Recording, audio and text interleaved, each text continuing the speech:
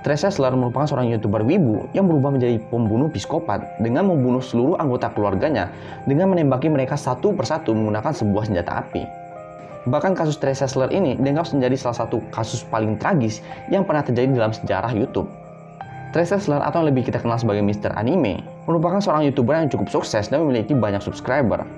Yang mana dalam channelnya, ia sering melakukan review-review berbagai macam anime dan games, dan kadang ia melakukan atau membuat video pendek lucu. Mr. Anime dikenal sebagai seorang pria yang jujur dalam beropini. Bahkan karena kesuksesannya inilah, Mr. Anime dianggap menjadi salah satu perintis berdirinya channel-channel anime di YouTube. Tetapi semua berubah pada tahun 2012. Perubahan kepribadian Mr. Anime ini mulai terlihat ketika ia mulai tertarik kepada video-video yang bersifat disturbing. Bahkan minat awalnya pada anime mulai berubah menjadi ketertarikan pada para pembunuh berantai. Bahkan di beberapa videonya, ia terlihat sedang menggunakan senjata api untuk melakukan latihan menembak.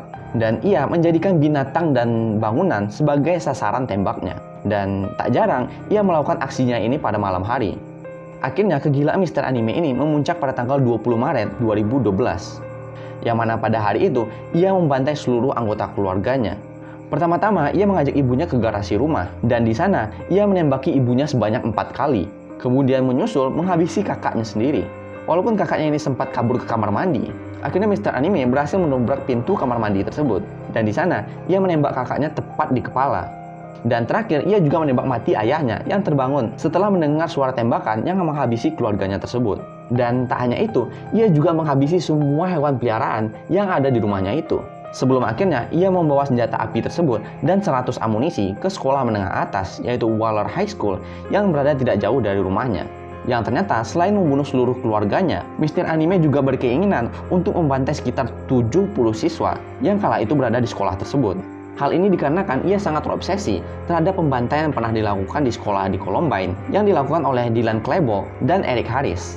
Ia bahkan mengaku alasan utama ia melakukan pembantaian kepada keluarganya adalah agar mereka tidak kecewa atau menanggung malu setelah mengetahui aksi penembakan massal yang akan dilakukannya tersebut. Akan tetapi, sebelum sempat melakukan aksinya tersebut, ia tiba-tiba merasa menyesal dan akhirnya pulang ke rumah. Dan di sana, ia mencurahkan semua penyesalannya dengan mencoret-coret dinding yang ada di rumahnya tersebut. Ia bahkan menulis mengapa ia melakukan semua ini. Aku mencintai ibu, ayah dan kakak laki-lakiku. Aku merindukan mereka.